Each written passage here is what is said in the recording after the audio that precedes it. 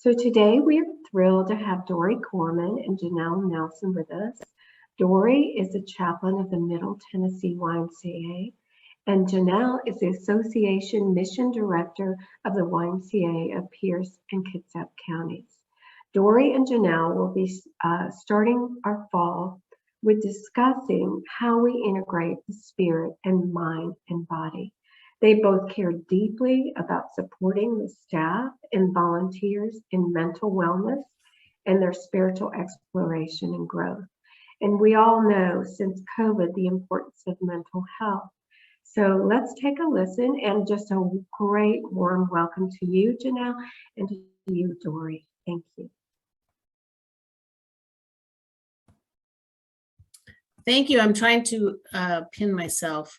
Just a second. I can say hello while you're doing that. That's great. Y'all. Great. I'd love to see Janele next to me, though. That would be great. There you go. There we go.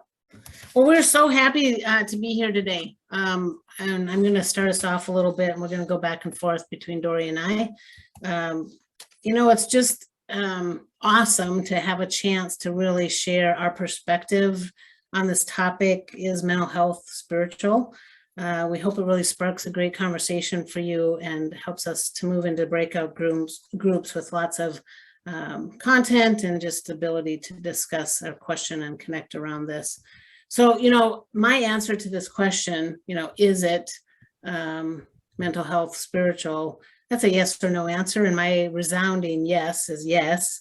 I believe spirituality, our faith, our worldview, our religion really plays a very significant part in our mental wellness. And I know, Dori, you think that too. We've talked a lot about this. And, our experience with faith or a religion can really negatively or positively impact our emotional well-being. As well as I believe our emotional health and maturity plays a significant role in our spiritual development. It either can stunt us or engage us or encourage us to grow. Fortunately, in my personal life, I really feel like my understanding and trust in the triune God of my Christian faith has really brought a very positive grounding and even a guiding light to my mental wellness, not just my life, but to my actual mental health. I've been serving the Y for 17 years as the Association Mission Director, but before that, 19 years before I came to the Y, I was a mental health therapist for children and families, social worker, doing child protective work and foster care, and then I was a minister of family life at a church. And I just have to say that in the church setting, it was not really common to talk about or address mental health. In fact, I would say that subject really was often stigmatized, definitely downplayed or over-spiritualized in some way. But then when I was working in the community level, which also was a lot of years, I found that the opposite was true, which was interesting. Like the spiritual aspect of people was not even really on the table. And we didn't even know if someone was affiliated to a faith or not. And we didn't know how to address that because we were, from the government or, right? So I find that both in the church and the community, there's this gap or this lack of connection between our spirit, mind, and body. And so I just thought it was so amazing when I finally landed at the YMCA. I was like, what? They actually, have this icon that is a triangle, spirit, mind, body. And I found out from Dr. Luther Gulick back in the early 1800s or mid 1800s, he was, advocating for this idea that we are spirit, mind, and body. And he's the author, honestly, of that iconic triangle that we have seen in our logo for a lot of years. So I think they're connected. So I know, Dori, I think you do too. And I want to give you a chance to really explain to us what motivates you around this kind of topic. And take it away, Dori. Sure. No, thanks for saying that. I would say a resounding yes to that they're connected. And for me personally, what interests me in the connection, it's really the connection between spirit, mind, and body, all three. But for the sake of today, talking about the connection between mental health and spiritual health, gosh, I would say some of it began by my own journey. I was a pastor in Chicago from starting in 2010 to 2019 before joining the staff of the Y, and so many people in my community, in a community of largely immigrant and refugee populations, as well as LGBTQ individuals and people of color, and just I mean, we had 67 languages, represented in the school where our church met.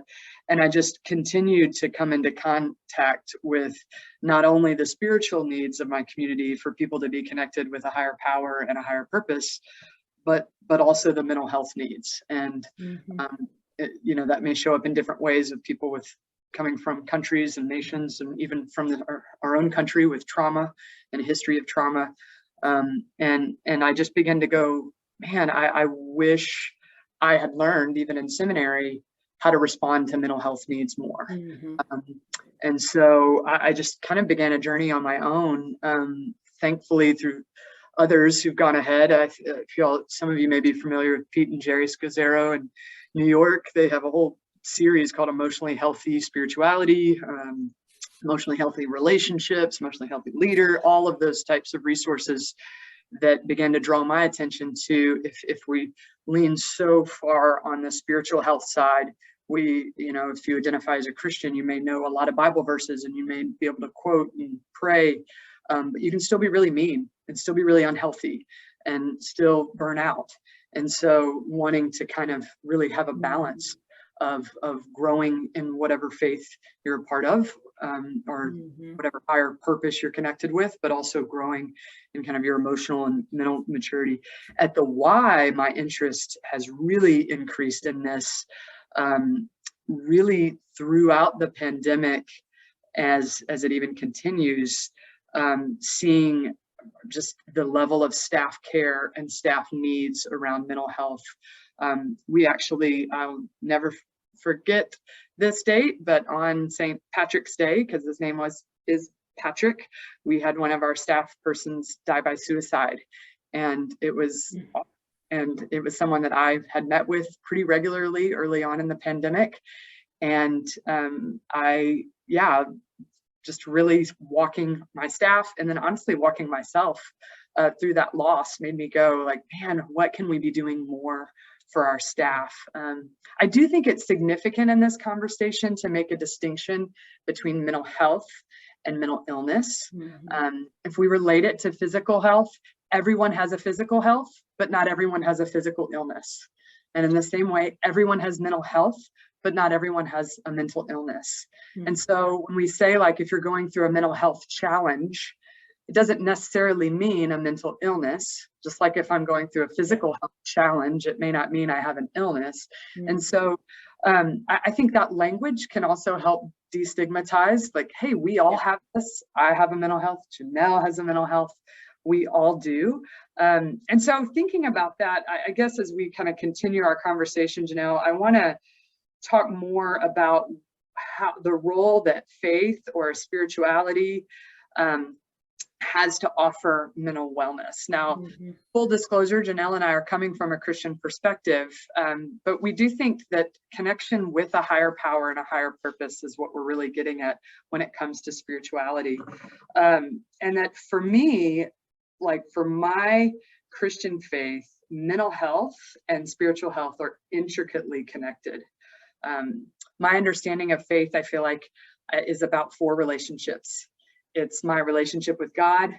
It's my relationship and understanding of myself. It's my relationship with others.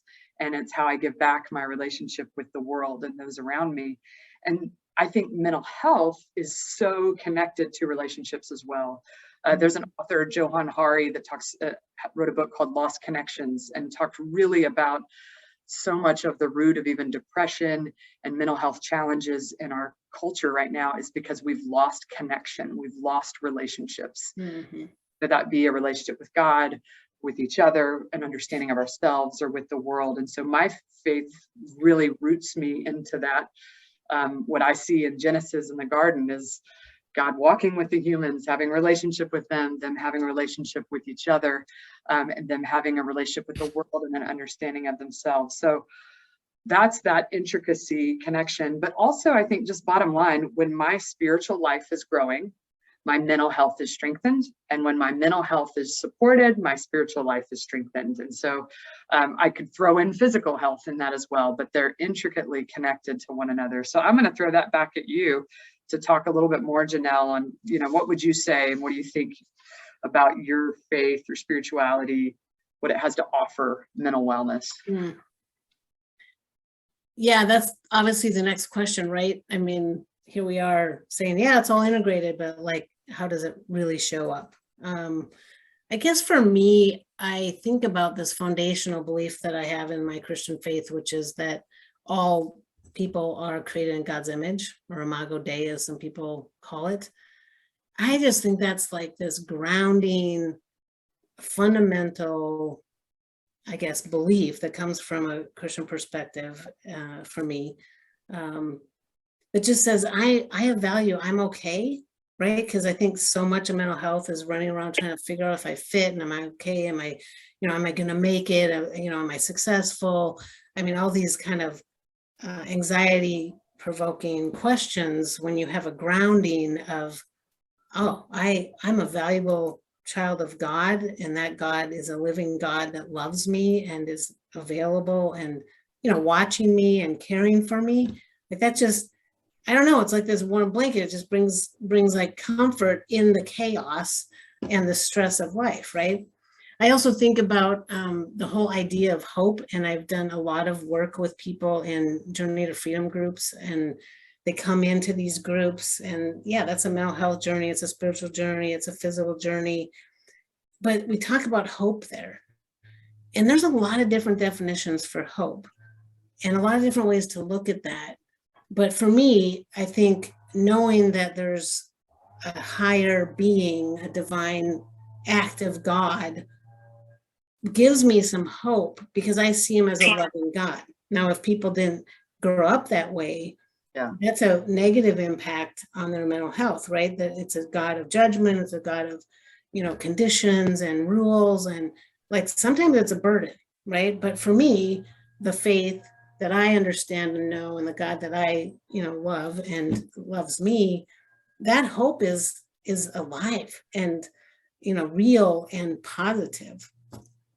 And so that also brings into the whole idea of peace. I just think, how many times does the God that I know say, do not be afraid, for I'm with you, kind of like what you said in the garden, right? Like, I'm here. I know you're scared and you're running away and you don't know what's going on, but I'm here. So I would say, value, hope, peace. And another one, and I think you said that too, Dori, a little bit about purpose, the invitation that God has for us to be involved in this world in a positive way to advance what is in his mind shalom, right? Which is well-being and wholeness for everyone. Like, I think God is all about mental wellness. Shalom has many aspects to it, but that's one of them. So I would say for me, that's definitely true. All those things. So, in a practical way, how does this show up in our why? I think I know all of us want to kind of get to that point too. So this is all the theory, and this is what Dori and Janele believe, and a lot of people are probably nodding their heads. Like, I've asked people this question many times. What do you think of that triangle? Even staff, like, is that true for you? Do you see that that's an integration? And then I have not had one person say, no, that doesn't make any sense to me.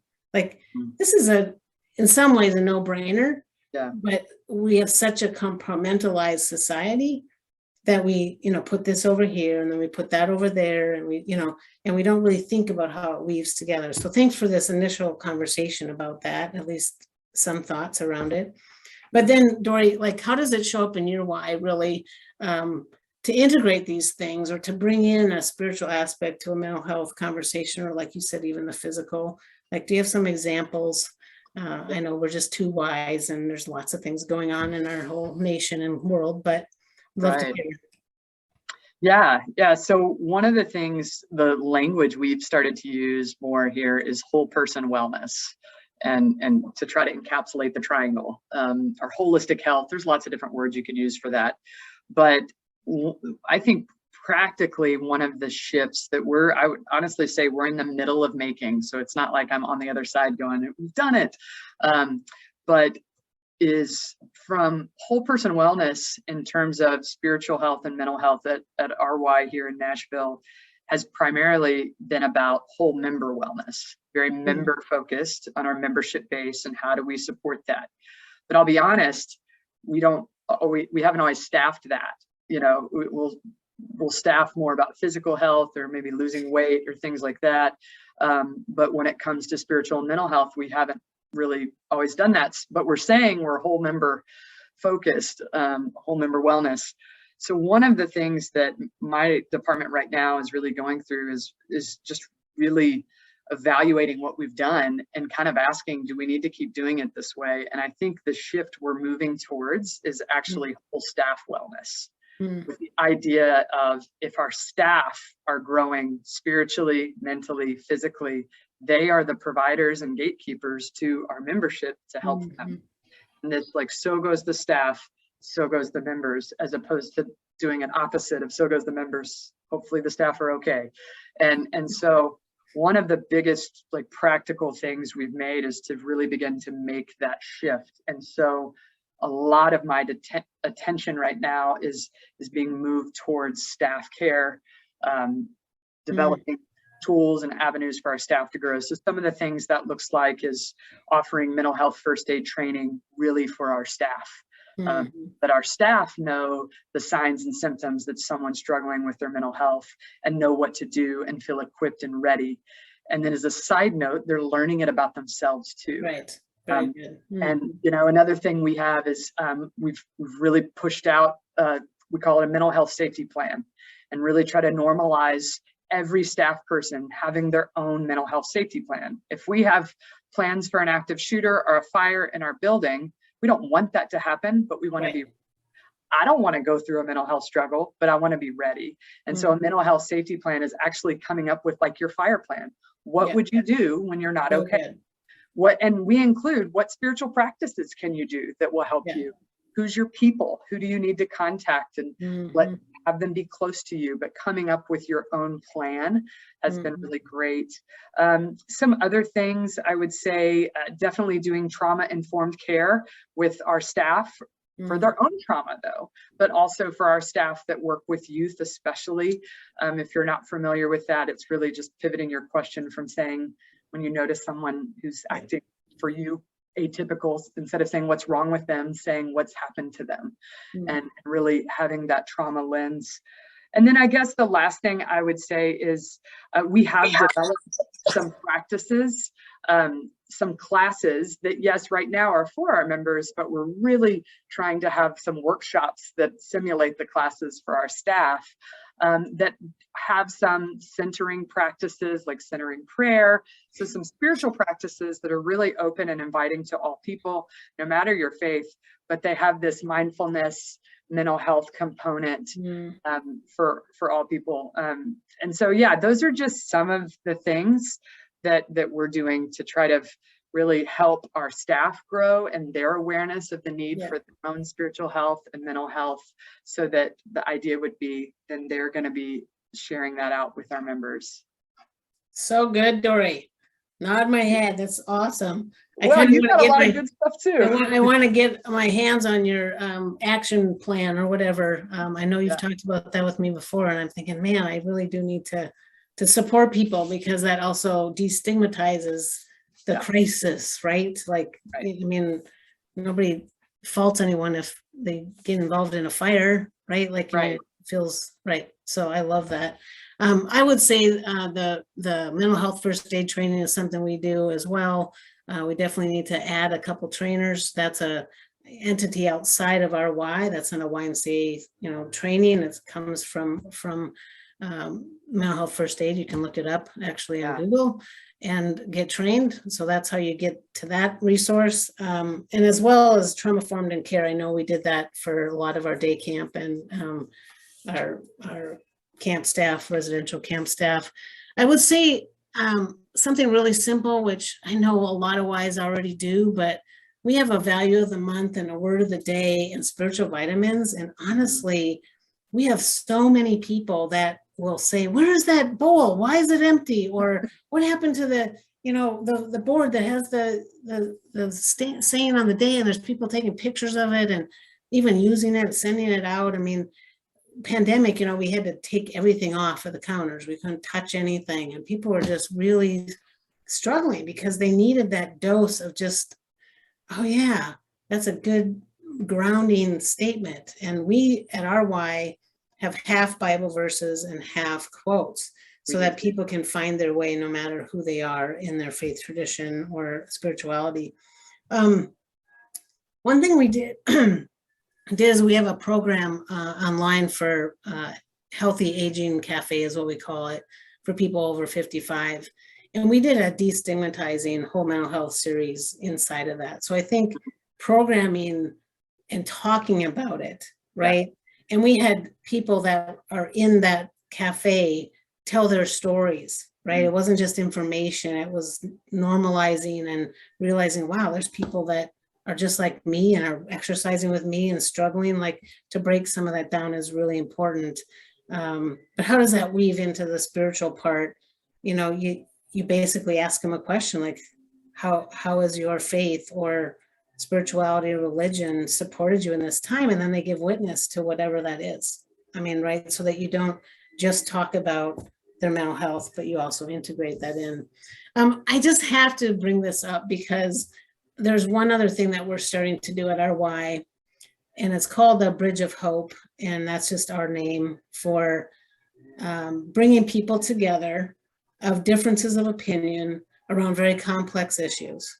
Okay. And we get them into a structured dialogue where we, walk them through various things. Why I bring that up in this conversation is because I think the anxiety and depression levels that have increased is not just because your individual coping or resilience or even history with your mental health.